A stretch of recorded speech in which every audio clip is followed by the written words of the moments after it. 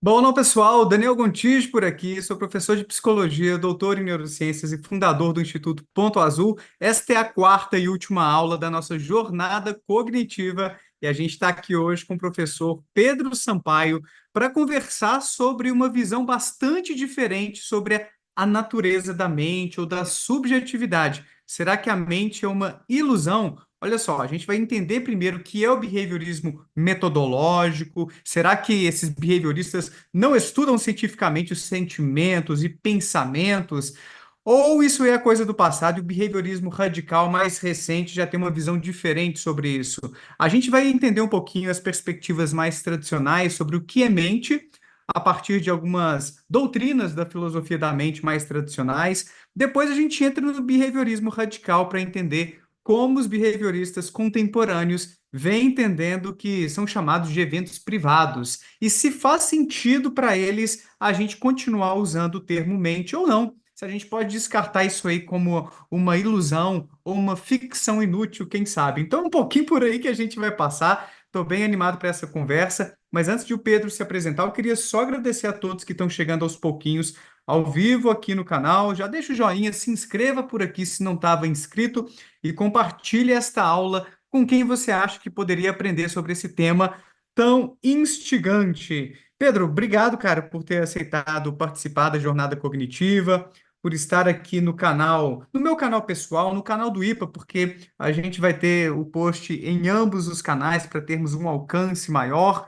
E sempre bom, cara, conversar com você, aprender com você. Sempre falo que, além de termos uma amizade aí de anos, você me influencia bastante positivamente em vários aspectos, inclusive recentemente com os seus reels, né, que estão bombando lá no seu Instagram, que estão muito bacanas, e comecei a fazer algo parecido com você, né, aqueles vídeos um pouquinho mais bem trabalhados e tal. Como é bom a gente contar com bons editores, né, cara, para produzir um conteúdo de qualidade. Então, parabéns pelo trabalho de divulgação científica também lá no Instagram, e quero ver você quer dizer, aqui no YouTube você já está também com o Psicoverso, né? Você e Emanuel fazendo um trabalho bacana. Quem não conhece o Psicoverso, depois deem uma pesquisada aí no YouTube, que é um podcast que leva muita gente da psicologia para discutir temas bem legais, bem pertinentes e atuais. E parabéns, cara, pelo trabalho. Se apresenta aí ao pessoal, para quem não te conhece ainda. Valeu.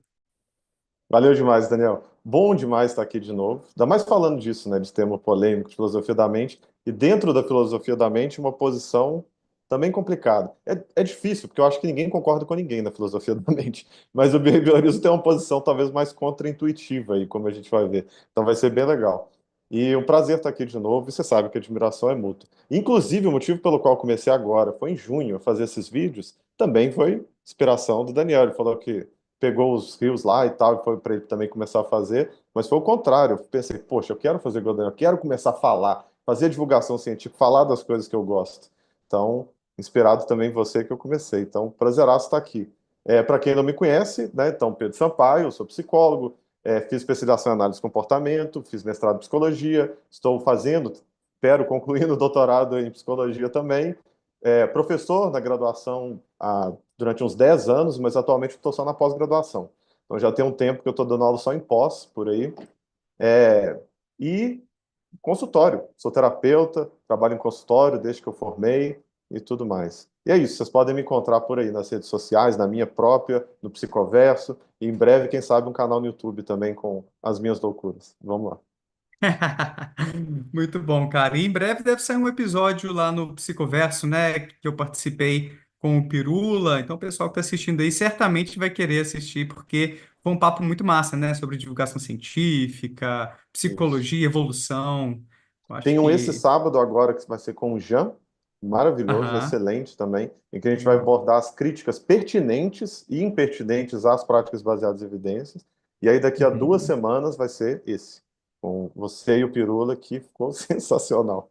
Muito Muito bom. bom, cara. A gente dá aquela divulgada lá. Então, pessoal, já se inscrevam lá no Psicoverso, acompanhem o Pedro lá no Instagram para conhecerem mais de perto o trabalho dele de divulgação científica e bora conversar sobre esse tema tão interessante. Pedro, o Skinner escreveu há 50 anos o seu Sobre o Behaviorismo para tentar rebater algumas críticas, boa parte das quais nada fundamentadas ao behaviorismo radical, e a gente vê ali que muitas dessas noções equivocadas vêm de uma leitura do behaviorismo metodológico lá de trás, que não é exatamente esse behaviorismo que a gente tem hoje em dia. Conta um pouquinho para a gente o que propunha esse behaviorismo metodológico e como ele encarava esses eventos privados, ou o que a gente chama comumente de processos psicológicos ou mentais. Acho que pode ser uma boa introdução ao tema. Pois é, o que a gente chama de behaviorismo metodológico é lá do Watson. Então, 100 anos atrás, mais de 100 anos atrás até, o Watson ele começou a escrever sobre psicologia, fazer pesquisas em psicologia, e ele propôs isso que ficou cunhado como behaviorismo, né? Behaviorism em inglês, que em português ficou essa palavra, esse neologismo, que significa comportamentalismo, vem de behavior, né? Comportamento. E qual que era a ideia dele? Ele estava querendo descartar tudo que não era científico na psicologia. Ele queria fazer da psicologia uma ciência. E a psicologia, na época, era muito fundamentada em métodos que ele considerava pouco científicos, como principalmente métodos de introspecção, que é o sujeito olhar para dentro de si mesmo e avaliando o que que ele lembra, o que que ele sente, por que que ele acha que ele fez isso. E ele considerava que esses métodos, por N motivos diferentes, eram muito falhos. Outro que era muito popular na época do Watson era o Freud. E o Freud, embora um bom especulador sobre a natureza humana, ele via que o Freud falhava muito cientificamente, o que hoje a gente já tem mais base até para descartar as hipóteses freudianas. Então ele via que o Freud pegava estudos de caso, uma pessoa que ele atendeu, e inferia muita coisa a partir disso, sem testar se aquilo era verdade, sem de fato ver se isso aplica a outras pessoas com aquela característica e por aí vai. Então, dado tudo isso, o Watson falou: olha, o que a gente tem que estudar, na verdade, é o comportamento. Se a gente quiser fazer ciência, a gente vai ter que estudar o comportamento, o que as pessoas fazem, as ações das pessoas. Porque eu não tenho acesso ao que a pessoa pensa, ao que ela sente, ao que acontece dentro dela, né? Eu não tenho acesso a isso. Então, eu tenho acesso só ao que a pessoa está fazendo. E aí, um experimento muito clássico dele, né, que é o chamado Pequeno Albert, né, em que ele produziu uma fobia num bebê, um experimento nada ético e muito complicado, em que ele pegou um bebezinho e demonstrou que o bebê não tinha um medo natural de ratos, por exemplo, num ratinho branco. Mas o bebê tinha um medo natural de um barulho alto. Os bebês têm, que não têm deficiência auditiva. Você bater um barulho muito alto, ele chora, ele assusta e tudo mais. Então, o que que ele fez? Ele colocou o ratinho, o bebê ficava lá de boa com o ratinho, pum, tocava um barulho alto. Aí o bebê chorava. Ratinho, pum, barulho alto. Até que depois de um tempo, só de ver o ratinho, ele começa a chorar, a tremer. Então isso era muito parecido com as fobias. E o que que ele estava querendo explicar com isso? Olha, eu não preciso saber se o bebê, se o Albert, de fato, dentro dele, está sentindo medo, dor, ansiedade, se ele está sofrendo subjetivamente. Eu estou observando que antes ele brincava com o ratinho, ria, interagia, e agora ele está com medo, está chorando, está evitando, foge do rato e tudo mais. Então eu posso supor com razoável confiabilidade que ele está com medo do rato. E a gente só tem acesso a isso, ao comportamento das pessoas. E aí, da mesma forma que ele instaurou uma fobia, ele também reverteu. Ele demonstrou como é que você retira uma fobia. E não só fobia, várias outras coisas na psicologia. Os princípios dele foram precursores de muito tratamento baseado em evidência, alguns que até hoje, inclusive, a gente utiliza, uma base muito parecida, né? Como de dessensibilização sistemática para ansiedade, fobia, tudo. Mas ninguém está botando medo nas crianças mais, né, Não, Pedro? Diga-se de graças a passagem, Deus. esse tipo de procedimento ficou para trás e comitês de ética não aceitam mais, porque Isso. tadinho, né, do Albert e outras crianças que foram submetidas a esses tipos de experimentos, né, cara? Claro, e da mesma forma que você pega 50 anos atrás, o experimento do Zimbardo da prisão, né, que as pessoas fingiam que eram guardas, outros prisioneiros, e teve aquilo tudo. Esse experimento foi muito questionado depois, as conclusões dele. Mas ele é um experimento muito antiético também, que produz muito sofrimento nas pessoas, e tem vários outros. Imagina um de 110 anos atrás, como é o do Watson, né? Não tinha comitê de ética, os princípios eram diferentes e tudo. Pelo menos ele reverteu a fobia do bebê que ele colocou, instaurou e reverteu. Mas ainda assim, terrível, e nunca seria feito hoje em dia. Ele não negava a existência do sentimento de medo por parte daquela criança que ele estudou e que ficou tão famosa, né, Pedro? Os behavioristas metodológicos, watsonianos, não sei se esse é o melhor termo para classificá-los, não diziam que não existem sentimentos ou pensamentos e coisas do tipo. Simplesmente não dava para observar isso diretamente.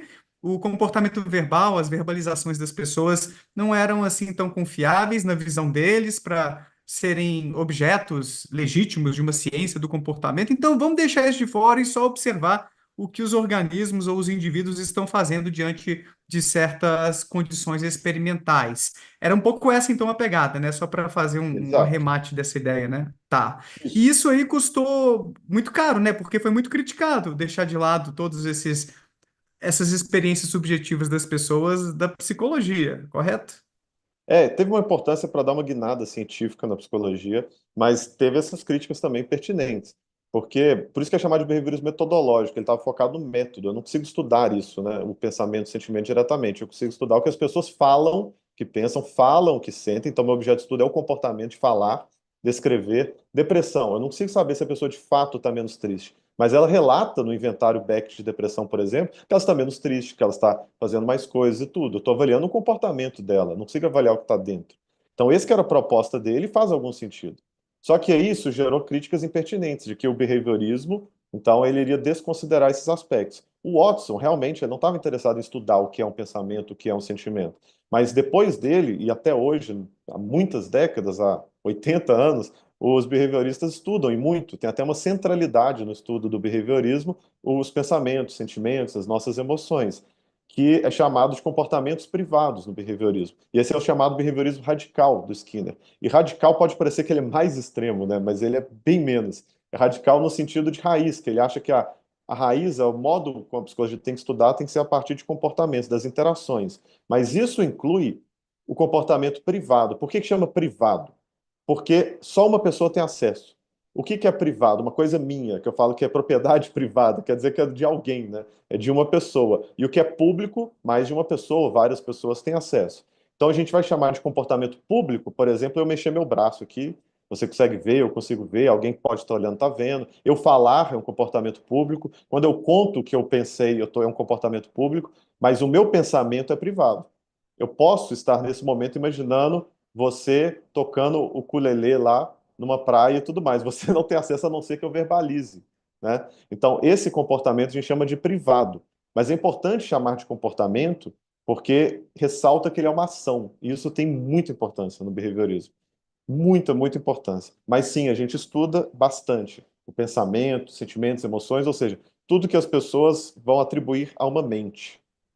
A única diferença é que a gente acredita, com bons motivos, que mente não existe. Mas chegaremos lá. Chegaremos lá daqui a pouquinho. Muito legal, cara. Eu acho que é importante a gente diferenciar esse behaviorismo metodológico do behaviorismo radical para já romper com essas confusões que ainda existem, né, cara? Vira e mexe, a gente vê essas afirmações bem desatualizadas por aí. Antes de a gente entender o que seria a mente no behaviorismo, ou se seria um conceito inútil, vamos deixar isso para lá e falar sobre outras coisas.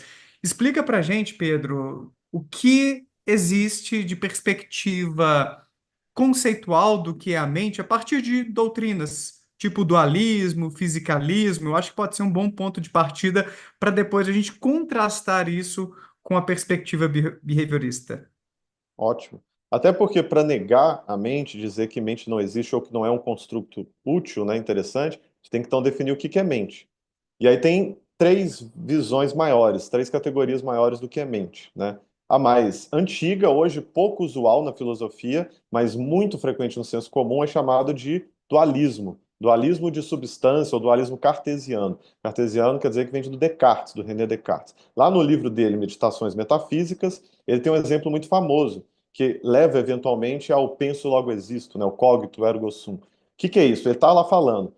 Como é que eu sei que existe algo no mundo? Como é que eu sei que essa caneta existe? Como é que eu sei que essa mesa existe? Será que pode ser tudo um produto da minha cabeça, um produto da minha criação? E ele pensa, e se houver um demônio, um anjo, que está criando aqui uma ilusão para eu acreditar que isso tudo existe, mas nada? Eu converso com alguém, só que ele está criando uma ilusão, né, para minha mente de que tem alguém, mas não existe alguém. Tudo é uma criação ali própria, tudo uma ilusão, né? E ele começa a questionar, como é que eu posso saber se algo existe ou não? E, eventualmente, ele chega que ele pode duvidar de tudo. Pode duvidar que existe a cadeira, a mesa, a mãe dele, qualquer um. Mas a única coisa que não dá, as únicas duas, na verdade, as pessoas acham que é uma, mas as duas que não dá para duvidar é, se existisse esse demônio, esse gênio maligno fazendo isso com ele está fazendo isso com alguém. Então, tem algo ali que existe. Ele está fazendo isso, essa ilusão, para alguém. Então, tem algo ali que existe, que é o ele. E o segundo, de que se ele está pensando sobre isso, sobre o gênio, sobre o demônio, sobre o mundo, ele existe. Tem algo pensando, tem algo que está duvidando do mundo. E se tem algo duvidando, existe algo. Então ele fala que o que existe é esse pensamento. Por que isso é importante para o conceito de mente? Porque ele fala, então a única coisa que eu sei que existe é a mente. E ela não é o corpo. Porque o corpo eu posso duvidar. Eu posso perfeitamente conceber uma mente sem corpo. Eu posso perfeitamente conceber que tudo isso é uma ilusão e esse corpo nem existe. E o mundo à minha volta não existe. Mas não tem como eu conceber, é ilógico, que a mente não existe. Que quem está pensando sobre isso não existe. Então a única coisa que existe é essa mente. Que para o Descartes ela é imaterial, ela não é física. Ela habita o corpo, mas ela não é física. E é por isso que chama dualismo. Porque tem dois, tem a mente e tem o corpo. E aí, dualismo de substância quer dizer que existem duas substâncias diferentes. Uma física, o corpo que a gente supostamente está habitando ele, que a mente está operando nele, e a não física, que é o campo da mente, que não é material, não seria limitada pelo corpo e tudo mais. Isso deixa claro a herança que isso vem da ideia de alma. É muito parecido com a ideia de alma. E tem a ver mesmo. Descartes mesmo era religioso e ele tem uma herança relacionada a isso e tudo mais. Então, essa ideia tem a ver com a ideia de alma, como se tivesse algo que está habitando o corpo e controlando o corpo, mas que não é o corpo.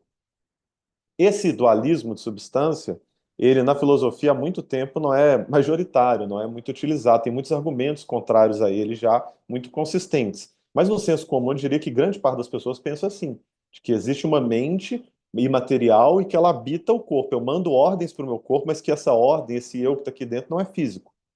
Mas qual que é o problema? Quando a gente está estudando algo cientificamente, ou até pela filosofia, que em certo sentido é ciência, no sentido de ser um conhecimento confiável, né?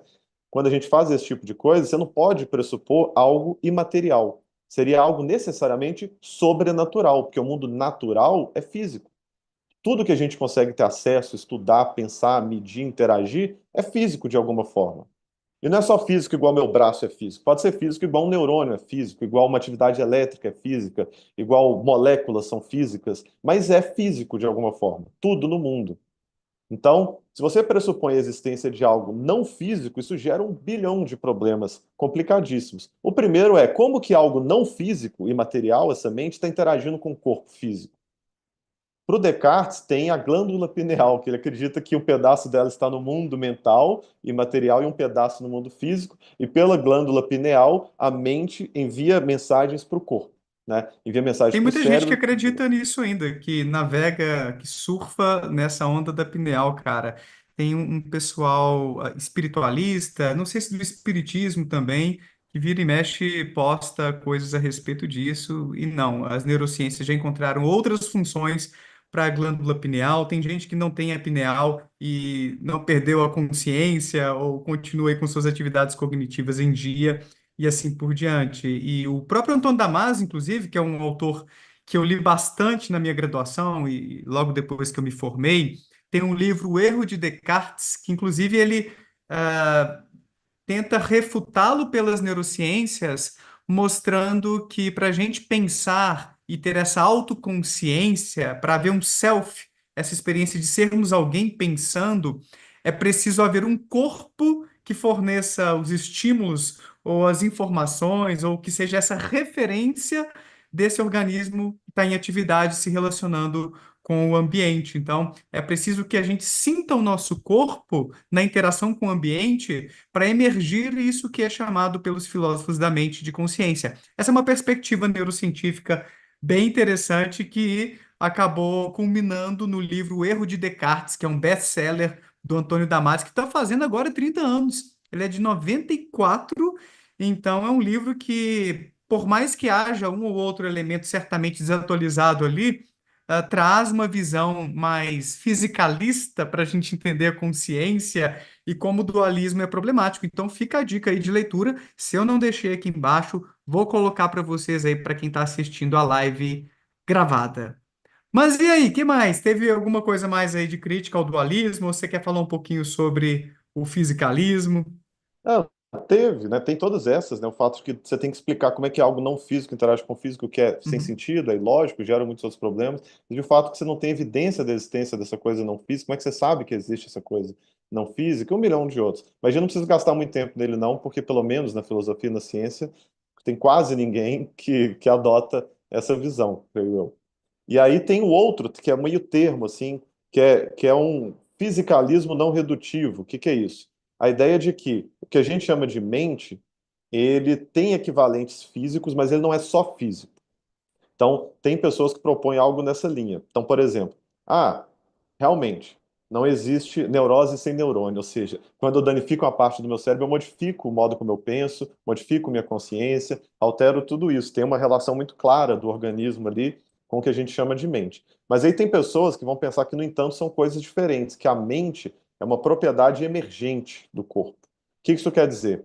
Quer dizer que o corpo produz aquelas interações diversas, que é o que eu estou pensando, que faz eu pensar, mas essas interações por si só não são o pensamento, a consciência, a mente. A mente é uma coisa que existe de modo paralelo a isso. Então, isso está aqui acontecendo, e paralelamente você tem os eventos mentais acontecendo, né? Como se houvesse um equivalente a isso. E uma outra. Então, primeiro é o paralelismo, como se houvesse esse mundo não físico que equivale ao mundo físico acontecendo. Se eu modifico o físico, de fato, ele vai ser modificado o mental, mas porque ele está de alguma forma paralelo, acontecendo paralelamente. E uma outra versão é de ver os eventos mentais como epifenômenos. O que que é isso? Epifenômeno é um fenômeno que existe como um subproduto de alguma coisa, mas que não causa ela. Por exemplo, você tem para ligar um carro.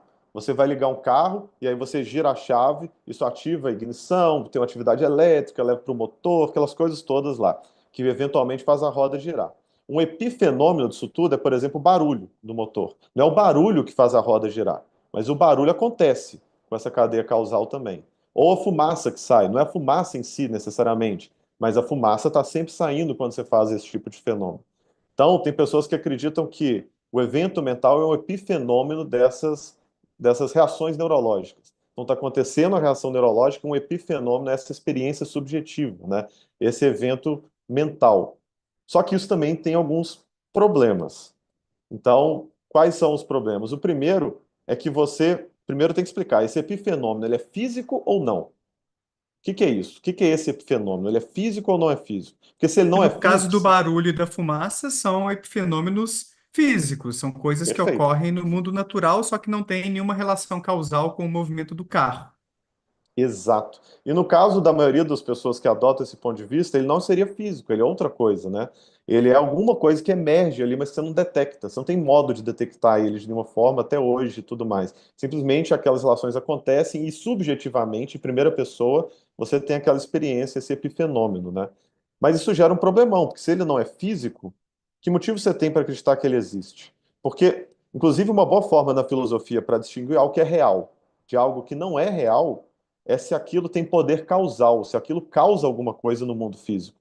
Se aquilo causa alguma coisa no mundo físico, algo interage com ele no mundo físico, ele modifica algo no mundo físico, ele é real. Se ele não faz isso, ele não é real. Então, por exemplo, Papai Noel, ele é real? A ideia, eu posso falar do Papai Noel e isso é real, isso altera o mundo. Eu falar sobre o Papai Noel, desenhar o Papai Noel, o desenho do Papai Noel é real. Mas o Papai Noel em si, no mundo aqui, ele é real? Não, porque ele não altera nada do mundo físico, ele não está aí andando pelas estrelas e passando pelo mundo, entregando os fatos presentes, produzindo algo, né? Então a fala, os contos do Papai Noel existem, mas o Papai Noel em si não é real, ele não interage com o mundo físico. Ele não existe, o Papai Noel. Mesma coisa de tudo que a gente considera que não é real, unicórnios e tudo mais, qualquer coisa que você imaginar.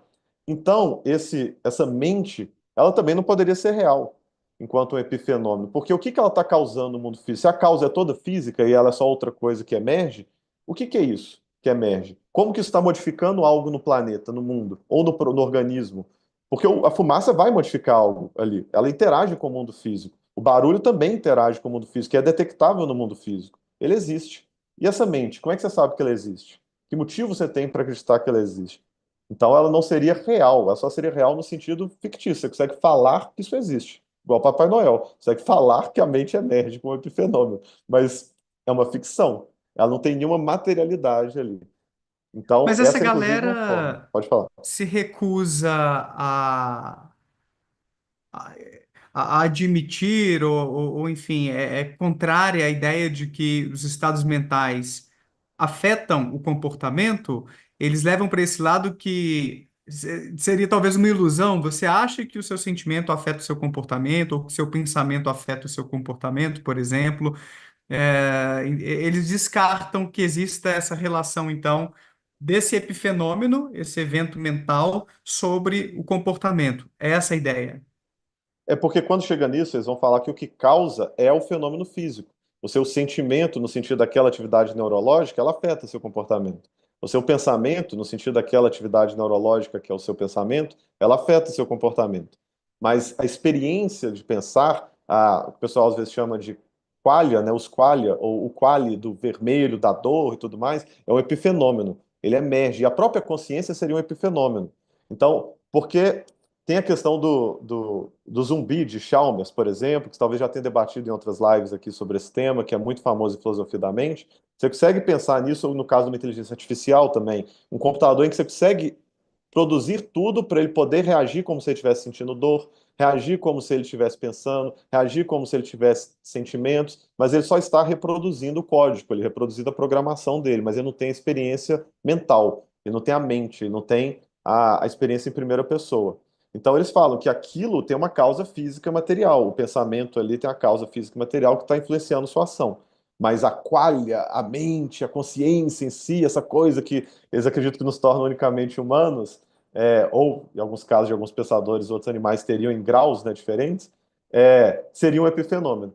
Ele não seria redutível às coisas físicas, ele seria alguma outra coisa, uma propriedade emergente, né? Apesar de que é possível você defender que os qualia, essas qualidades da experiência, como você ilustrou, o amargor do café, a vermelhidão de uma rosa, etc., dá para dizer que não são redutíveis ao cérebro, você não consegue, olha, olhando aqui no microscópio, a atividade desse grupo de neurônios aqui. Ah, agora eu consegui fazer um raio-x do vermelho que a pessoa está enxergando ali.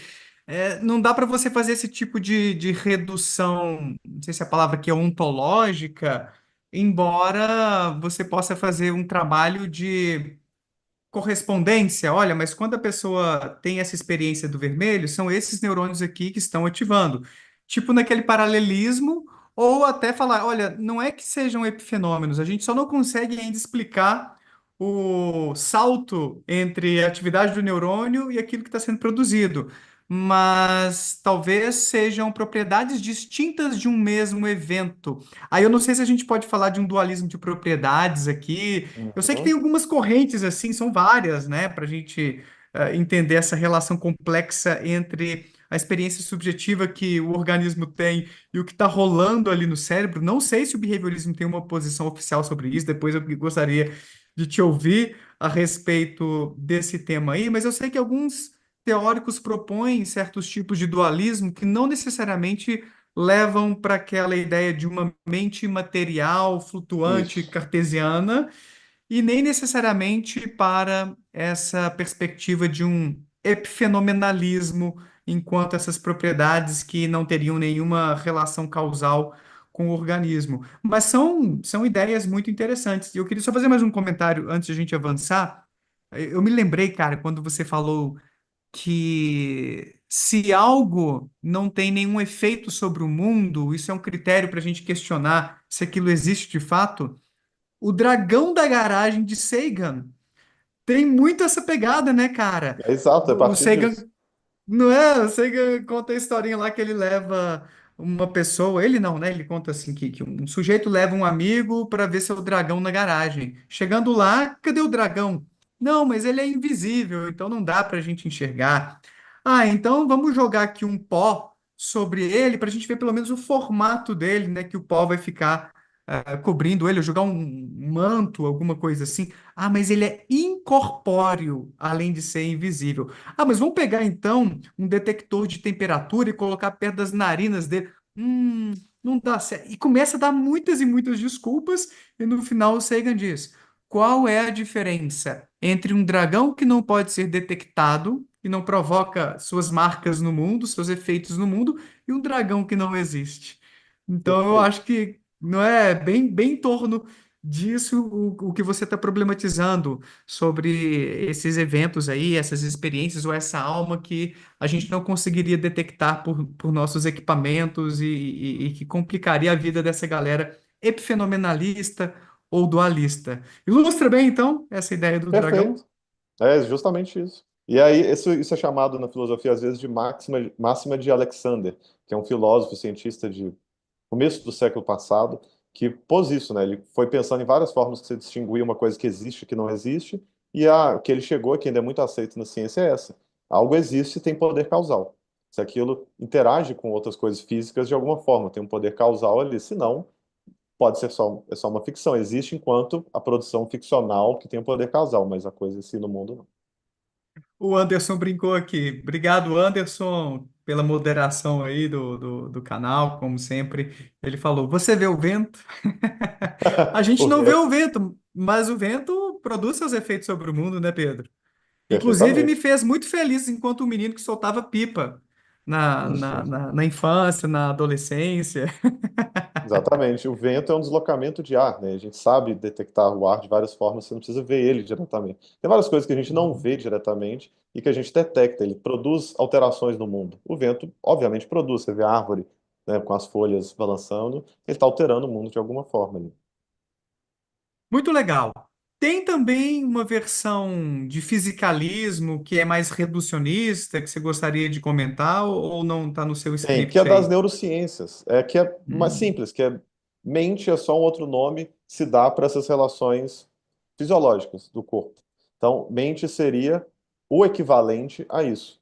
Então, quando você fala em pensamento, pensamento seria aquele tipo de ação que ocorre naquelas classes, aqueles grupos específicos ali de neurônios, quando alguém está pensando. Quando você fala de imaginar, seria aquele outro. Quando você fala de dor, seria aquela parte específica. Quando você fala de ouvir, é naquela outra parte. Mais ou menos. A gente sabe que esse localizacionismo não está bem certo, né, na neurociência. Mas esses padrões que você vai observando. Então, nessa visão fisicalista, mente, na verdade, não existe enquanto algo imaterial, e que é a visão majoritária, eu diria, da ciência e da filosofia hoje em dia, mas é aquela experiência principalmente neurológica, não só neurológica, o corpo como um todo e tudo, mas é aquela experiência física, biológica acontecendo ali, que são as experiências mentais do pensar, do imaginar, do lembrar, etc.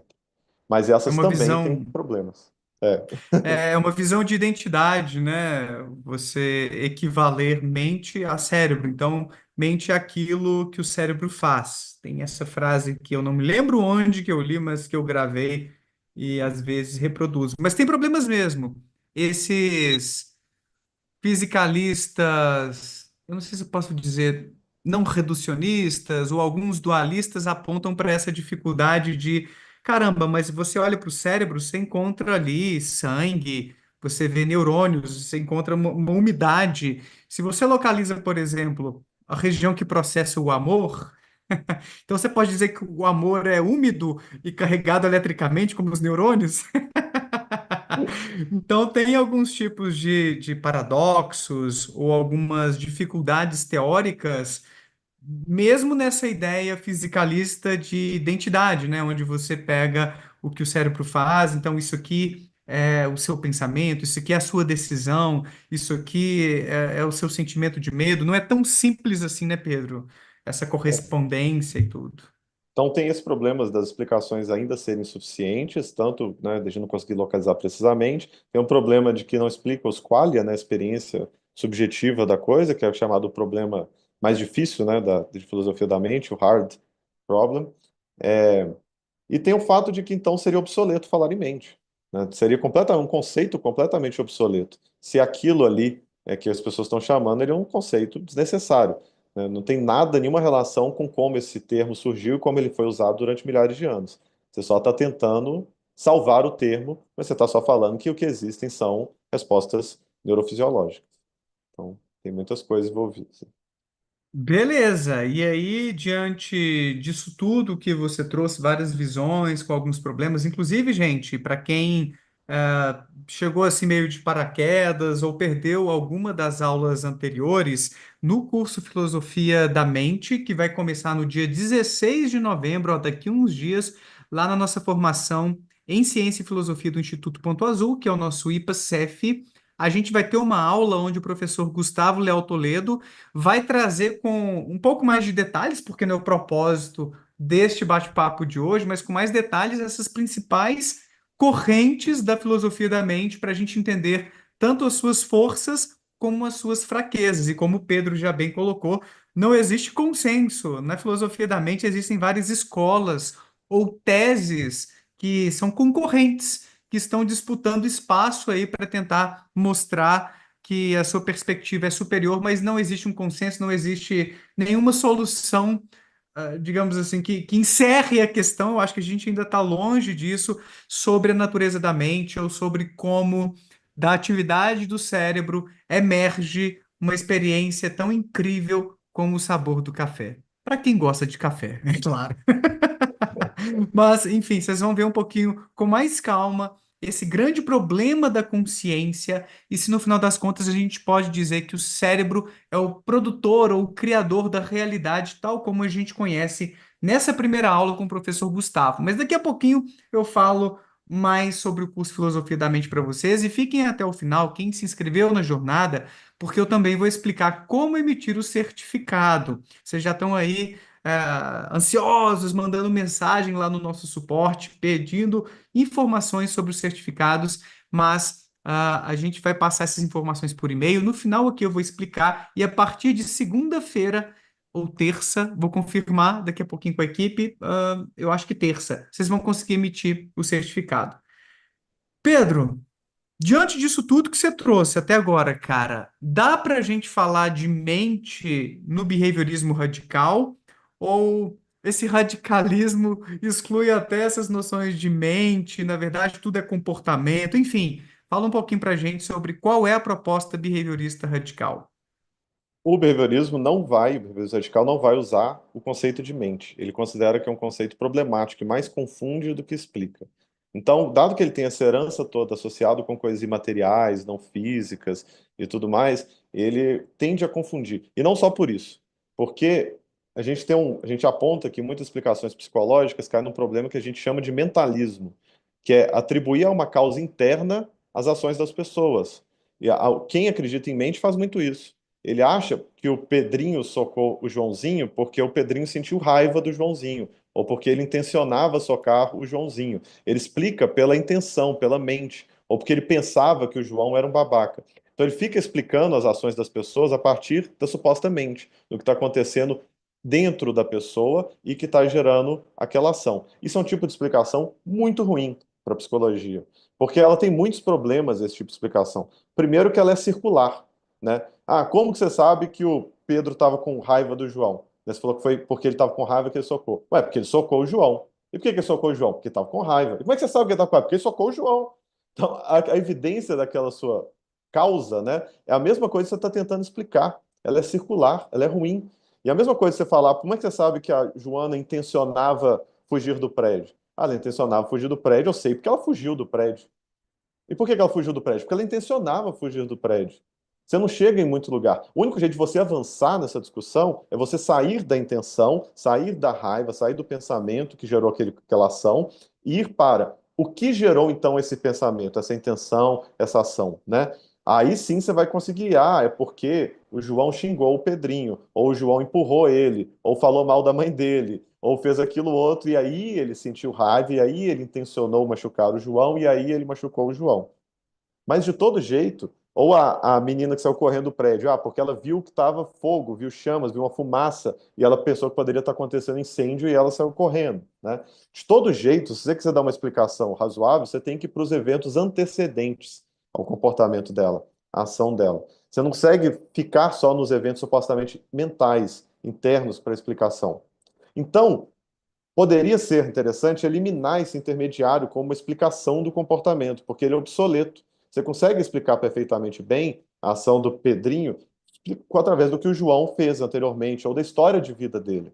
Então, para o behaviorista radical, a melhor maneira de explicar as coisas não vai envolver explicações mentais, de mentes e vontades e desejos e pensamentos e coisas causando comportamentos, mas uma história de seleção em três níveis, né? A seleção natural, que é a parte filogenética. Então, a sua genética, a sua biologia determina a sua sensibilidade, o modo como você responde a certos estímulos do ambiente. Depois, a sua história de vida, que é chamada de seleção ontogenética, quer dizer, o que eu vivi ao longo da minha vida foi me modificando. Eu passei por experiências que foram alterando como eu sou, como eu ajo, como eu penso, como eu me sinto. E isso também vai explicando a minha por que que eu fiz o que eu fiz, de acordo com o que eu vivi anteriormente. E a minha cultura, em que eu não produzia aquelas práticas culturais, mas elas têm uma própria história de seleção e interação. E elas me influenciam também, o modo como eu vou pensar, sentir, agir, falar, tudo isso. Então, você explicando isso, né, pela interação entre um ambiente antecedente num organismo, isso produz uma ação, tem muitos motivos para acreditar que isso é uma forma melhor de explicar, entender a psicologia humana, do que através de uma mente supostamente interna que causa, né? Então, o behaviorismo não vai trabalhar com conceito de mente, ele confunde, ele apela muitas vezes a coisas não físicas, mesmo se ele não for físico, ele obstrui a investigação, porque ele acrescenta, fica colocando como se a explicação pudesse ser pausada aqui, nesse agente interno, e ela não pode, você não consegue fazer nada com isso, você não consegue explicar por que que a menina está chorando, triste, não quer sair de casa, falando que ela tem uma depressão dentro dela, ou porque ela está com muita tristeza, só consegue ajudar ela entendendo o que causou essa tristeza, o que veio antes, a história de vida que produziu e como você age para modificar isso. Então, você ficando nessa parte interna, você não chega muito longe. E isso realmente produziu, fez com que a psicologia avançasse muitíssimo. Entender isso de outra forma e sair desse processo de explicações mentalistas, que inclui o cognitivismo, que muitas vezes vai para a explicação do ambiente, quase sempre, graças a Deus, mas que ainda muitas vezes cai no erro de explicar através de mecanismos internos, de processos mentais, de por aí vai. E que são explicações que caem nos mesmos problemas de circularidade e tudo mais.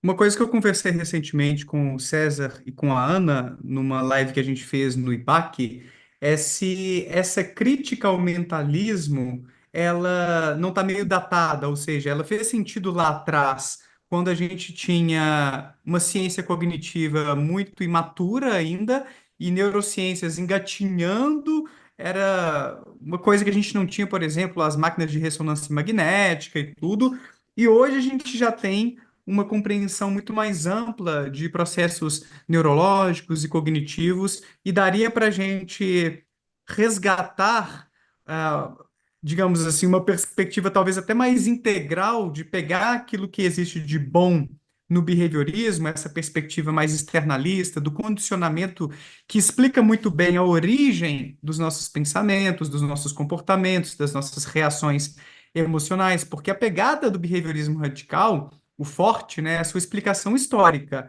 É o modelo selecionista que você mencionou aí, para a gente entender que o nosso comportamento, nossas reações intelectuais, afetivas, comportamentais no sentido psicomotor, foram selecionadas, foram condicionadas conforme suas consequências, que eu acho incrível para a gente entender o desenvolvimento dos nossos repertórios. Mas ainda assim, o próprio Skinner, no seu Sobre o Behaviorismo, por exemplo, ele admite que o fisiólogo do futuro, que seria o neurocientista, viria a descobrir todos esses elos intermediários que na psicologia cognitiva são chamados de crenças, de tomada de decisão, de sentimentos, de pensamentos e tudo, raciocínios, e que tem essa correspondência com esses eventos biológicos que Skinner então aguardava serem descobertos, que não anulariam aquilo que foi descoberto na análise do comportamento, no behaviorismo, mas completariam um quadro. Então, eu tenho a percepção de que as neurociências e as ciências cognitivas atualmente completam esse quadro, tornam mais compreensível o comportamento humano e muitas vezes lança luz sobre coisas sem as quais esses modelos, essas hipóteses para entender os mecanismos, a gente ficaria ainda meio tateando, ainda meio perdido, saca? Então, eu queria que você dissesse assim, se hoje, na sua percepção, dá para a gente incorporar alguns elementos teóricos das ciências cognitivas, das neurociências, a esse modelo, ou se as coisas realmente são assim tão isoladas e, na sua visão, a gente não vai agregar nada à nossa ciência, à nossa profissão, abraçando esses elementos mentalistas vindos das neurociências ou do cognitivismo. Eu acho que continua sendo pertinente, porque é o seguinte. A A tipo de explicação cognitivista, quando ela freia na explicação interna da crença, desse tipo de coisa, continua sendo muito problemática para a psicologia. Ela é muito útil para algumas coisas. Então, ela é útil no senso comum. Tem um motivo pelo qual a linguagem mentalista, a linguagem que apela ao que a pessoa está desejando, pensando, isso como causa do comportamento, ela evoluiu, existe e foi selecionada. Ela é útil para várias coisas do dia a dia, né? E ela é útil também, por exemplo, na clínica. Se você quer trabalhar com pacientes, você trabalhar em termos de crenças, crenças centrais, pensamentos automáticos, tudo isso ajuda. Para um behaviorista, isso vai ficar claro que, na verdade, o que você está fazendo é que você é ambiente para ele. E quando você descreve algo, você está modificando o comportamento dele também, alterando o modo como ele descreve também aquele fenômeno, como ele descreve os próprios comportamentos, os próprios pensamentos, os próprios comportamentos privados, né? O que ele pensa e sente e tudo mais, que só ele tem acesso. E você está modificando ele. Você não está modificando diretamente a crença, você não consegue ir lá e modificar uma crença, um circuito neurológico, né? Então, quando o neurocientista descobre, ele não está descobrindo crenças, ele está descobrindo determinada atividade neurológica. E o psicólogo, ele não segue lá e agir diretamente sobre a atividade neurológica. Às vezes, com alguns fármacos, o médico consegue ir lá e modificar, alterar a sensibilidade do organismo dele e alterar alguns padrões neurológicos. Mas o psicólogo, tudo que ele faz é ser ambiente para o paciente. Eu sou ambiente e eu, como ambiente, falo, oriento coisas que vão modificar a resposta daquele organismo, né? E também produzo modificações no ambiente, que não só eu faço, que vão ajudar a modificar aquela pessoa também.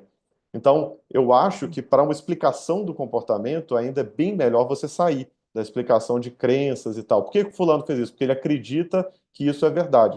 Paupérrimo, muito pouco, porque você Eu está concordo que é reduzindo a isso. insuficiente. Eu É, concordo que é insuficiente, e isso aí eu também não arredo do pé, porque você tem que entender como as crenças se originam, como as crenças podem ser modificadas. Mas eu sim, queria ver se você está na mesma página que eu sobre o seguinte aspecto. O que a pessoa pensa, o evento privado, e o que a pessoa sente, pode ser a raiva, pode ser o amor, tem uma relação funcional, causal ou de controle sobre o que ela faz? com certeza. Perfeito, tá bom. Então a gente E está na essa é a mesma visão página. Ah, majoritária do behaviorismo radical, né? Que é os eventos privados. Eventos privados têm uma relação causal, né? O Skinner fica oscilando, né, entre essa posição. A gente mesmo já começou a escrever sobre, né? é. E nunca vamos. Então, mas eu diria que majoritariamente os behavioristas, analistas de comportamento, entendem que uma cadeia de pensamento que eu estou seguindo tem uma relação com a minha ação futura. Então, eu explicar só, por exemplo, vamos supor que eu estou andando na rua, passa um gato preto. E aí, o gato preto me faz lembrar que gato preto dá azar. Azar me faz lembrar da minha tia, que é muito supersticiosa. Minha tia, muito supersticiosa, me faz lembrar do caso bizarro, com uma superstição dela, que ela com a minha prima fez uma coisa bizarra. Isso me faz lembrar da minha prima e faz lembrar que foi aniversário dela ontem e eu não dei parabéns. Aí eu vou e ligo para minha prima para dar parabéns. É. Eu explicar meu comportamento de ligar para minha prima através do gato preto, o estímulo ambiental externo, é tosco. Eu falar que o gato preto é o estímulo que gera eu ligar para dar parabéns para minha prima é esquisito. Por que que você vai negar todos esses outros eventos, essa cadeia causal Sim, privada que você teve? Então é sim. claro que tem uma relação, tudo que você está pensando. O ponto principal do Uhum. behaviorismo é entender os pensamentos, as emoções como ações que são produto de interação entre um Com organismo isso eu biológico. concordo também. Gosto muito, embora hoje eu não chame de comportamento os pensamentos e tudo, eu concordo que são atividades, que não são coisas. Isso aí é algo que eu herdei, do behaviorismo radical, quando eu estudei bastante. Assim, eu falo que eu tenho um pezinho lá ainda por isso. Eu concordo com vários elementos do behaviorismo radical, inclusive como eu estudei crença no meu doutorado. Eu precisei ficar, cara, eu devo ter ficado alguns meses assim, maquinando sobre o conceito de crença. E no final das contas, a crença é um tipo de atividade que um organismo apresenta diante de certos estímulos. Você concebe uma ideia, essa ideia tem um poder de controlar suas ações, suas decisões. Tudo bem que a gente ainda precisa explicar de onde veio essa ideia, eu concordo com isso também, Uhum, mas é um tipo de ideia que controla o comportamento de certas maneiras que outras ideias não controlam, que são aquelas que a gente chama de descrença, ou quando a pessoa nega a existência de alguma coisa. Nem tudo que a gente concebe controla o comportamento da mesma maneira. Então, eu vou uhum, mais ou menos nesse rumo para poder diferenciar a crença da descrença, por exemplo, e tem até regiões no cérebro dedicadas a vamos pensar assim, a ser residência, a instanciar, para usar o termo da filosofia da mente, para instanciar a dúvida, que é o córtex pré-frontal, tem o giro inferior direito. Então, se as pessoas têm uma lesão nessas regiões frontais, elas podem, inclusive, ter déficits na capacidade de duvidar. Tem um estudo, inclusive, muito interessante mostrando que pacientes neurológicos que tiveram lesões frontais, em comparação com aqueles que tiveram lesões em outras regiões do cérebro, se tornaram mais fundamentalistas religiosos.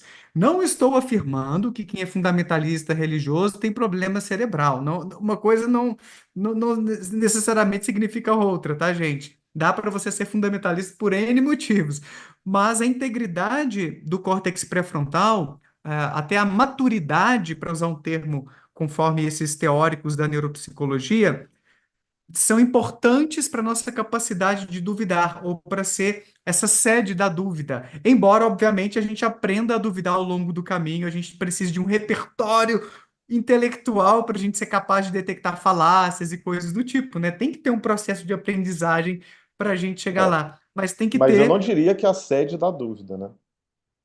Sabe por quê? assédio no Porque sentido, hum, no sentido de ser a estrutura fisiológica que permite esse comportamento, fisiológica que exatamente. permite a dúvida. Exato. Isso. Nesse sentido aí, eu usei num sentido talvez mais metafórico, né? Não é um ambiente dentro do qual alguma coisa ocorre, É, que é porque um tem gente que vai dos. pensar assim. É porque esse conceito de mente, isso foi até legal você ter apontado.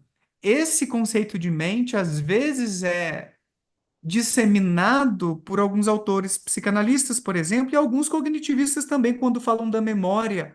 Olha, você vai armazenar essa informação, ou aquilo está recalcado no seu inconsciente, como se fossem espaços dentro dos quais informações ou lembranças traumáticas fossem armazenados, né, cara? E isso, do ponto de vista até neurológico, não faz sentido nenhum. A memória não é um Exato. armazém Hoje a dentro do. neurociência pode falar melhor do que eu, concordo com essa perspectiva behaviorista mais antiga de não ter essa sede, né, de ser o fruto de uma interação. Então, quando as pessoas pensam onde está armazenada a memória fica ali no hipocampo, ou fica em tal lugar, ou depois pode pensar na crença, se tem um padrão de atividade, ou da dúvida.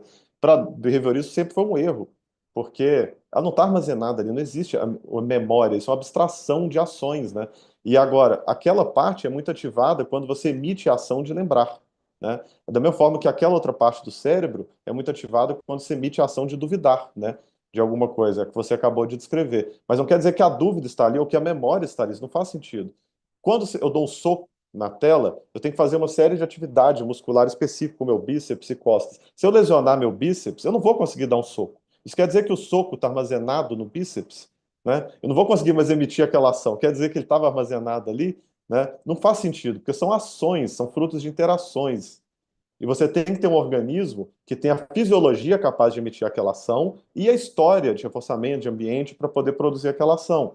E é justamente isso que acontece com a memória, que é uma abstração para ações de lembrar, você fica lembrando coisas, com o duvidar, né? E com a sede da memória, a parte que está mais envolvida quando alguém tem um comportamento de duvidar, e por aí vai. E é por isso que é legal ressaltar que são ações, porque você evita essas confusões conceituais e que muita gente cai no erro, fica buscando a memória ali, onde tem a memória no hipocampo. Sabe o que que é doido isso, cara? Quando eu Hum. falava isso nas aulas sobre memória em neuroanatomofisiologia, os alunos ficavam.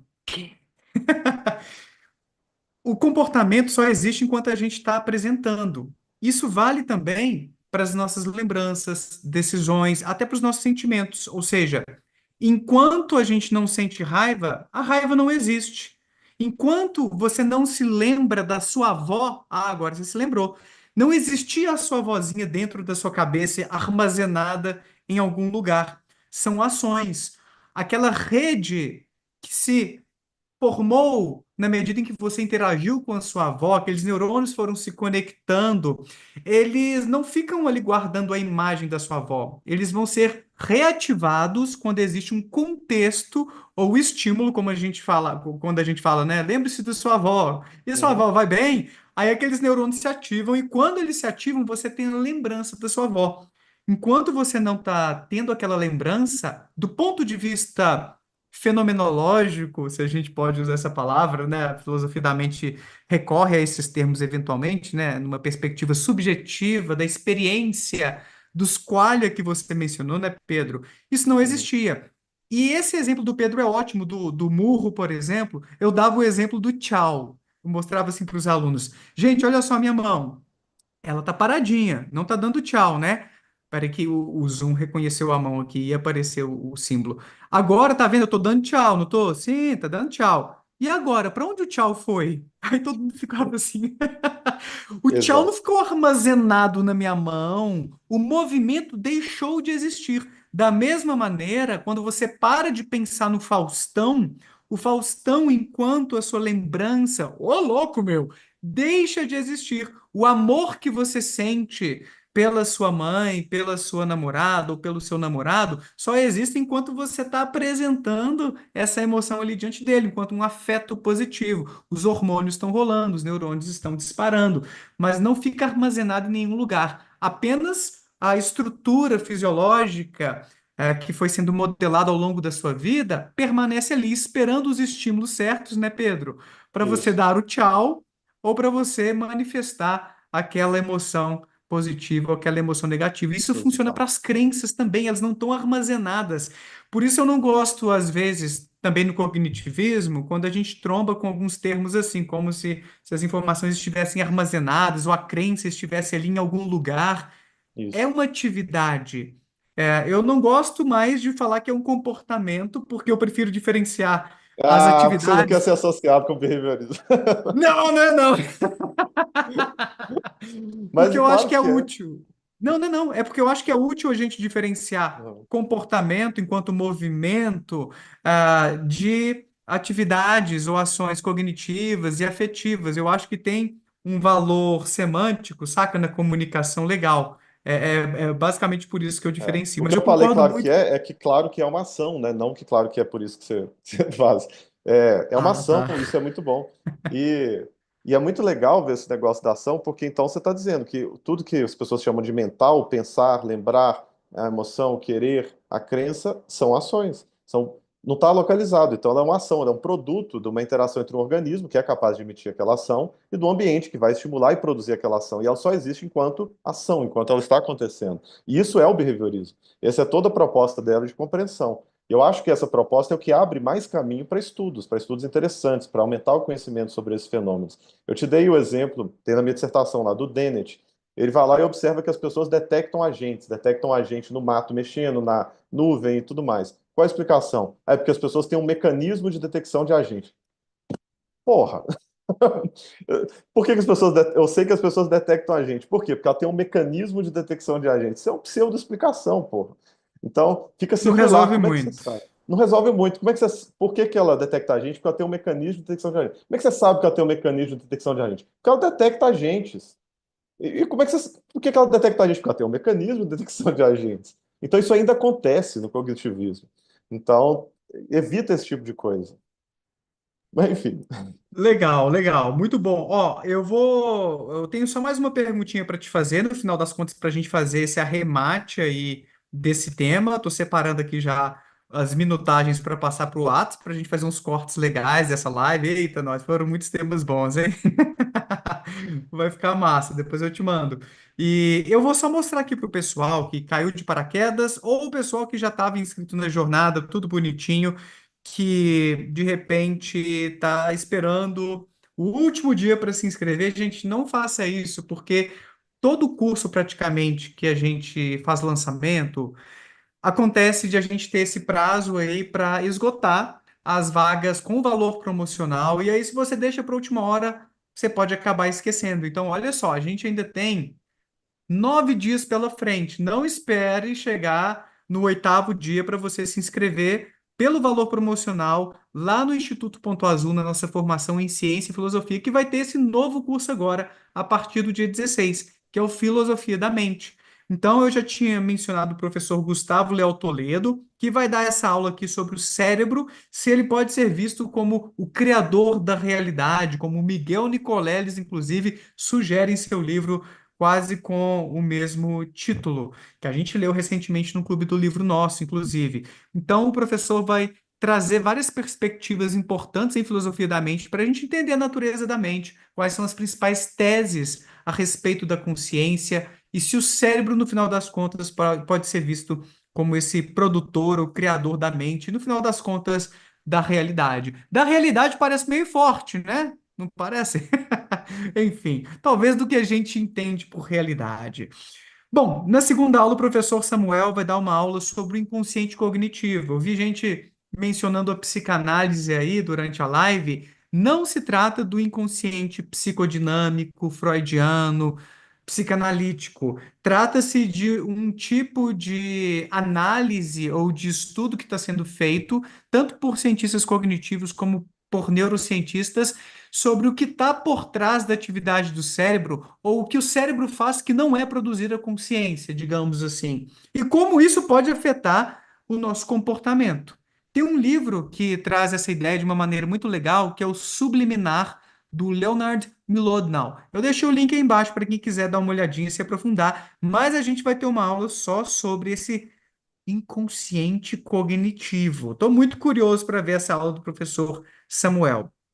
A terceira aula vai ser com a Gleice Kelly Hermínia sobre a ciência e a filosofia dos sonhos. Olha só, os sonhos não são manifestações do nosso inconsciente, dos nossos desejos. Não é bem essa história que a ciência contemporânea tem contado. Parece que os sonhos têm outra função, uma função muito importante para a nossa adaptação, para o nosso comportamento. Mas a professora Hermínia vai trazer, para além da ciência dos sonhos, um cadinho de filosofia também. Como os sonhos podem apimentar essa discussão sobre o que é a realidade, sobre o que é a mente e a consciência humanas. A gente vai ter uma aula com o grande professor Gabriel Mograbi, que é uma das referências em filosofia da mente aqui no Brasil também, sobre o livre-arbítrio. Será que as neurociências refutaram a existência do livre-arbítrio? Não existe esse negócio? Nossas escolhas não são livres? Inclusive, uma das pessoas que eu me lembro sobre esse tema é você, Pedro, porque naquele nosso grupo lá na PUC, antes de nos formarmos, há mais de 15 anos, a gente fazia aquelas reuniões ali na PUC para discutir esses temas legais de psicologia, de filosofia. Você falou uma coisa mais ou menos assim, cara, eu às vezes fico angustiado pensando que cada ação minha teve um estímulo antecedente, as minhas decisões também foram produzidas pelas contingências. Caramba, isso é angustiante! Eu me lembro, cara, direitinho de você falando isso. E é muito interessante como às vezes umas sacadas assim mexem com a gente, né, cara? É muito massa como a E ciência, a esse tema é filosofia. sensacional, né? Esse tema é fantástico, né, bicho? É muito legal. Então, o Gabriel vai trazer muita neurociência e muita filosofia da mente para a gente entender esse tema. Será que somos determinados? Não temos escolhas? Tudo estava escrito ou nem tanto assim? O Giovanni Rolla, por fim, vai dar a sua aula sobre realidade virtual. Seria o futuro da humanidade? Então, cada vez mais estamos mergulhando nas redes sociais e também agora com o VR, essa tecnologia que a gente, caramba, praticamente se desconecta desse mundo exterior aqui para mergulhar nos jogos e daqui a pouquinho nas terapias também e nas redes sociais com VR. Imagine só o futuro da humanidade, como isso pode também trazer novas reflexões sobre o que é a realidade, o que é real, o que não é. Então a gente vai ter um pouquinho dessa discussão com o professor Giovanni no dia 14 de dezembro para fechar o nosso curso Filosofia da Mente. Aqui estão as fotos e as formações dos professores para vocês darem uma olhadinha depois. As aulas serão ao vivo aos sábados no Zoom.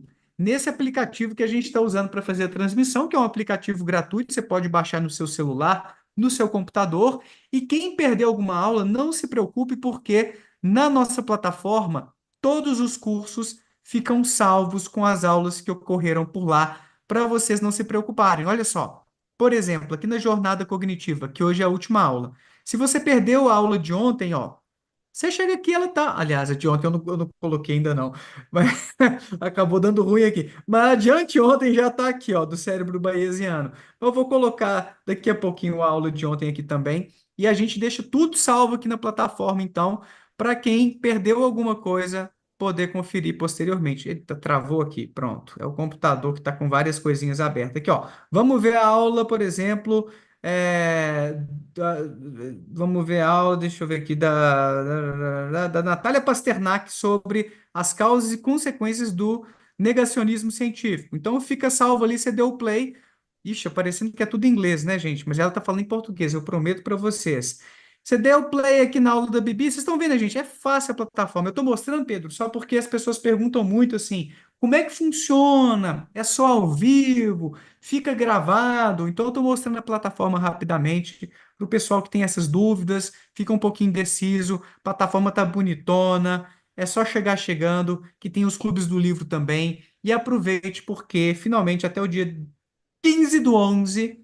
Ó, semana que vem, sexta-feira, a gente está com esse descontinho na assinatura, que é uma anuidade. Você vai acessar todos esses conteúdos, além daqueles cursos que ocorrerão nos próximos 12 meses, como a origem de tudo e o pensamento crítico, que são cursos, nesse primeiro caso aqui, eu vou reunir filósofos e cientistas para explicar quem somos nós, de onde viemos, numa perspectiva que não é a religiosa, uma alternativa, então, científico-filosófica às crenças religiosas sobre as nossas origens, para a gente ver um pouquinho o que a ciência e a filosofia têm a contribuir sobre quem somos nós. E a gente vai ter esse curso sobre pensamento crítico para vocês afiarem ainda mais a forma de pensar sobre várias questões, para não caírem em pseudociências, em negacionismos, em teorias da conspiração e terem mais esse pensamento analítico, esse ceticismo desenvolvido. Então, quem assina agora acessa tudo isso, além, é claro, de os nossos grupos no Telegram e os certificados dos cursos que vocês vão ter como benefícios também. R$ 347 é a anuidade. Não é mensalidade, gente. Esse valor aqui, ó, é para o ano inteiro. Você entendeu certo? Você pode dividir em até 12 vezes de 34,84. Então tá bem acessível. E para quem quer fazer só o curso Filosofia da Mente, sai por R$ 247 o valor. Cá para nós, cenzinha a mais, para vocês verem todos esses cursos aqui, clubes do livro, com os grupos no Telegram e os certificados, vale muito mais a pena. Mas só até sexta-feira que vem, não deixa para depois, se inscreva, assine o IPCEF para a gente acompanhar junto esse tanto de conteúdo legal e o curso Filosofia da Mente que começará na semana que vem. Pedro, cara, vamos arrematar então esse assunto que é legal demais, que daria várias lives, né, bicho? Assim, eu acho que cada um desses tópicos puxa tantos outros e é muito bom sempre conversar com você, mas a gente tem que começar a caminhar para o encerramento aqui. No final das contas, então, para o behaviorismo radical, não faz muito sentido a gente falar de mente, porque gera mais confusões. Eu acho que esse foi um dos pontos que você trouxe. E quando a gente pensa sobre consciência, o negócio fica ainda mais complicado, ou existe uma releitura behaviorista radical do que os filósofos da mente chamam de consciência? Tem releitura e é muito boa. Inclusive o Diego Zilio, que é meu orientador no doutorado, ele tem, eu acho que o melhor livro, que era a partir da dissertação de mestrado dele sobre isso, que chama Natureza Comportamental da Mente. E tem artigos também, né? Que acho que a gente vai até colocar aí para o pessoal depois, se eles quiserem acessar, são excelentes sobre esse tema. É Vou porque colocar lá na consciência. área de materiais complementares, tá, gente? O pessoal me pede sempre as dicas dos professores e tal. Vai estar lá na plataforma. Desculpa, Pedro, te interromper. Não. E o que ele demonstra, ele debate muito esse tema a fundo, né? E ele vai lá falar que o que as pessoas entendem por consciência tem a ver com o debate sobre filosofia da mente. Porque eu saber que eu estou pensando, sei que eu estou sentindo dor, essa percepção de dor tem a ver com o que a gente chama de consciência. Eu tenho consciência dessas coisas, né? E é muito do debate da filosofia da mente. E aí o behaviorismo vai separar, na verdade, a propósito do Diego, né? Vai separar em três, que hoje é muito aceita no behaviorismo radical, em três instâncias aí. Então a gente vai ter a consciência que é verbal, ou seja, tem a ver com linguagem. A gente precisa ter aprendido alguma forma de linguagem para poder ter. E que é aquela consciência da vozinha na cabeça, que é a gente pensando, por exemplo, eu vou para o shopping amanhã. Não é só imaginar indo para o shopping, não. Mas quando eu penso, eu vou para o shopping, ou quando eu faço uma conta de cabeça, ou quando eu faço uma série de coisas, esse é um tipo de consciência verbal. E muito do que a gente entende por consciência vem de origem verbal. A gente consegue saber disso de algumas formas diferentes. Tá dando barulho aí? Que eu tô ouvindo aqui um barulho instalando? Ah, ótimo. Então, por quê? Até eu vi hoje, coincidentemente, o Clóvis de Barros, aquele filósofo, falando do Sartre, que é justamente sobre isso. Ele citou um caso do Sartre, em que o Sartre está falando de consciência e ele dá o exemplo da fechadura. Você está olhando pelo buraco da fechadura, você ouve um barulho de um casal fazendo sexo no quarto, sei lá, jovenzinho, e olha pelo buraco da fechadura, você não aguenta a curiosidade e faz esse ato meio errado e começa a olhar. E aquilo é tão intenso que sua consciência fica toda ali, pum, só existe aquilo lá, naquele momento, aquele buraco da fechadura, você está todo lá, prestando atenção. Igual um filme, quando você está totalmente imerso dele, você esquece até que você está no cinema, você está ali no filme, vivendo aquelas coisas, né? E aí, você ouve um barulho do seu lado, e aí, pum, você subitamente sai daquilo. Por quê? O barulho do lado, a presença do outro, te faz ter consciência de si mesmo, de novo, te faz colocar naquela situação de, vixe, não vai ser muito bacana se me ver espionando alguém pelo buraco da fechadura. Então, no momento em que a pessoa chega àquele estímulo externo, é que você toma consciência de si mesmo. Isso que o Sartre fala, que o professor Clóvis fala, tem tudo a ver com o behaviorismo. A gente estudou bastante isso e viu que isso que a gente tem sobre consciência, grande parte, a gente aprende com o outro. Quando a mãe chega para o filho e fala: Menino, o que que você está sentindo? Ela coloca ele para começar a prestar atenção nele mesmo, né, que é um treino discriminativo, ele presta atenção no que ele está sentindo, no que ele está pensando e tudo mais, para informar para a mãe. Quando ele está chorando e a mãe fala onde está doendo, ele agora tem que prestar atenção nele mesmo e transformar isso em palavras para poder informar ela onde está doendo, para que ela ajude ele de fato. Então, toda vez que alguém pergunta o que que você está pensando, o que você está sentindo, onde está doendo, o que você acha do fulano, o outro coloca a gente para pensar sobre nós mesmos. E a gente começa a ter esse tipo de consciência, essa metalinguagem, o pensar sobre emoção e tudo mais, que é a grande parte do que os filósofos chamam de mente e de consciência. E isso parece que advém da linguagem. E não só a gente vê isso estudando como as pessoas aprendem, mas pelo próprio relato de pessoas que só tiveram isso muito tardiamente, como Ellen Keller, que aprendeu linguagem muito tarde, como Casper Hauser. E essas pessoas relatam que antes de aprender linguagem, já bem mais velhos, eles tinham experiências, mas não era como se fosse uma consciência do jeito que as pessoas entendem. Ele estava no sol, ele queimava e ele afastava porque estava doendo de alguma coisa. Ele sentia uma coceira e coçava, mas não tinha um pensamento de o sol está me queimando, ou o que será que tem lá fora, ou quem sou eu, ou por que estou fazendo isso. Nunca, em nenhum momento, porque ninguém perguntou isso.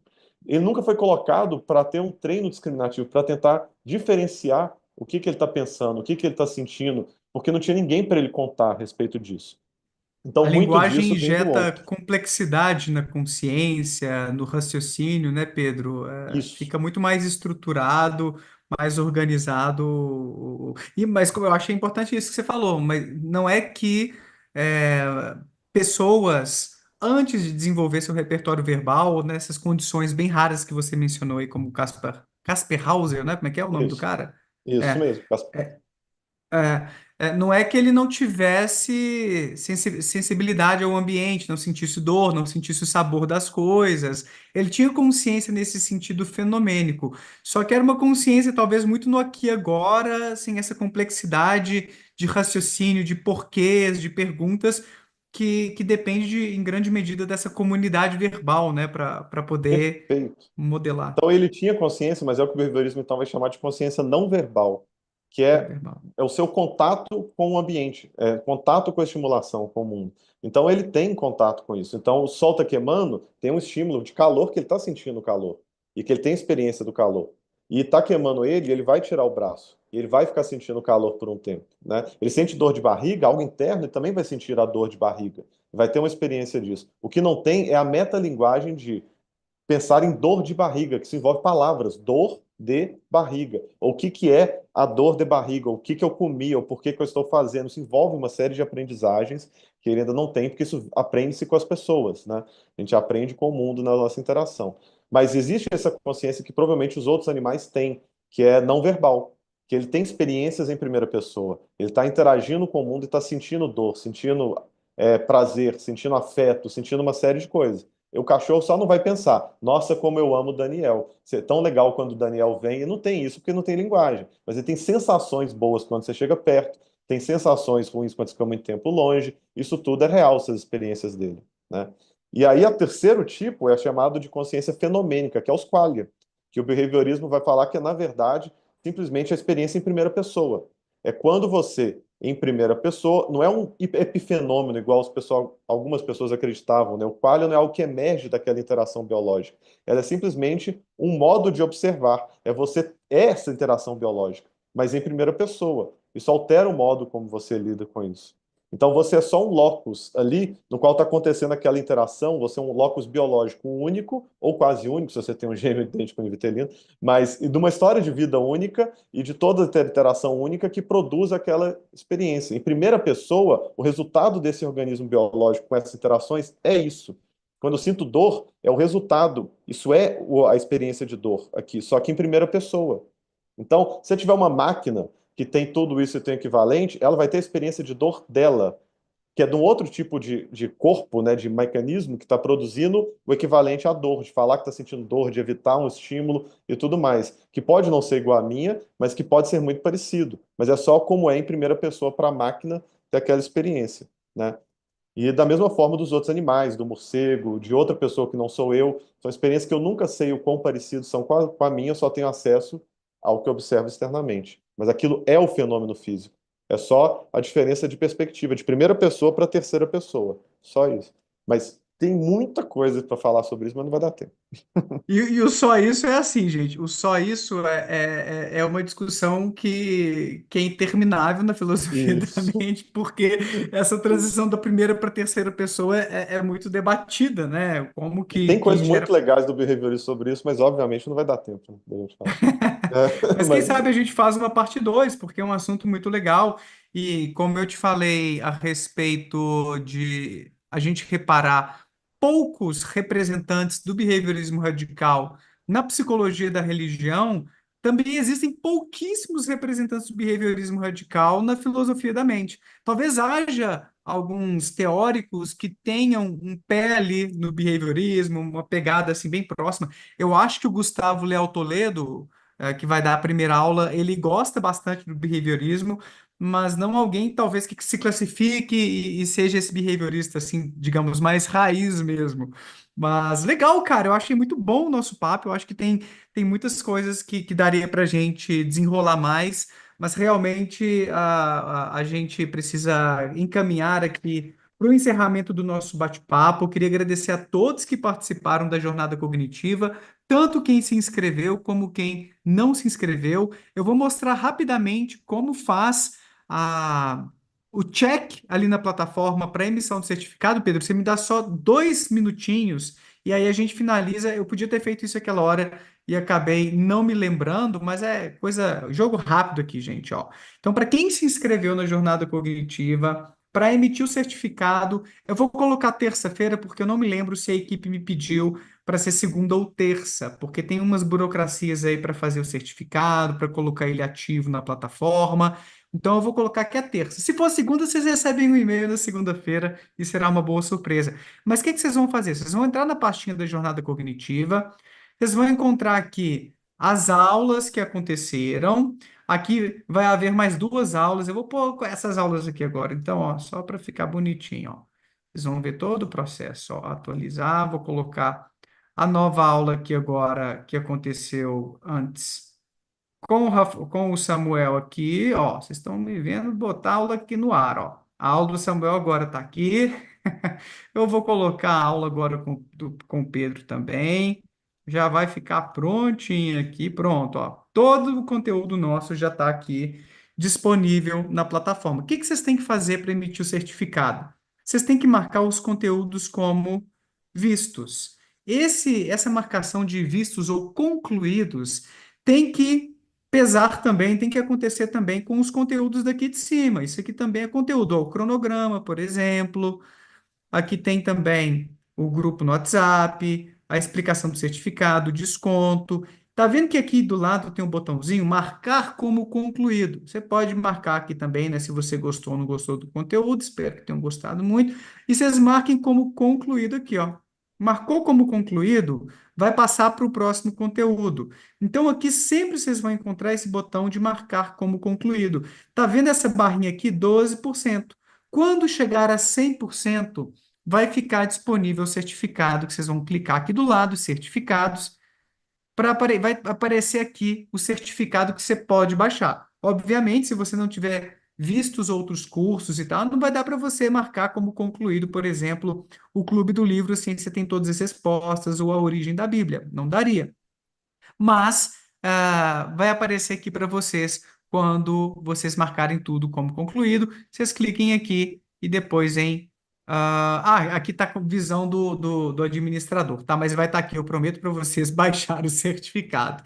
É muito simples, é só isso que vocês vão fazer, não tem mistério, mas eu vou mandar um e-mail para vocês com todas essas instruções novamente, até porque nem todos assistem a todas as aulas, e enfim, ou não assistem até o fim. Então, eu vou mandar um e-mail com todas as instruções bonitinhas para vocês não terem essa dificuldade depois. Beleza, pessoal? Então, não deixem para depois. Se inscrevam no IPACEF pelo valor promocional de 347 a anuidade para vocês verem o curso Filosofia da Mente e todos os outros cursos e clubes do livro que já estão por lá e que ocorrerão nos próximos 12 meses. O link está embaixo. Pedro, mais uma vez, cara, obrigado demais por essa live, por esta aula, por trazer uma perspectiva que é tão diferente em filosofia da mente, que é o behaviorismo radical. Parabéns pelo trabalho que você tem feito e faça aí suas considerações finais, então. Valeu demais, Daniel. Prazeraço estar aqui. Prazer estar com vocês. E eu acho que esse é um dos temas mais interessantes que tem, né? De verdade. É um tema que eu amo há muito tempo, que é debate. Você mesmo lembrou que a gente estava debatendo temas afins aí 15, 20 anos atrás, sei lá. E a gente está bastante tempo conversando sobre. Então, acho que é excelente. Recomendo que as pessoas estudem, tanto psicólogos que interessados em temas filosóficos, quanto psicólogos clínicos, tudo isso. Porque isso tem repercussões práticas muito importantes também. E muito obrigado pelo convite, prazeraço estar aqui como sempre. Se precisar voltar aí para uma parte 2, aprofundar, estamos aí. Valeu, meu amigo, e obrigado demais, Anderson, pela moderação, membros aí, pela presença de sempre. Valeu de coração por todos que estiveram presentes na jornada cognitiva, inscritos ou não. Valeu, gente. Compartilhem para quem vocês acham que vão aprender bastante com essas reflexões. Deixem o joinha, se inscrevam aqui no canal e bora com a gente lá no IPACEF para esse novo curso. O link está aqui embaixo e a gente se vê num próximo evento, então. Abraço a todos, obrigado, Pedro. Tchau, tchau.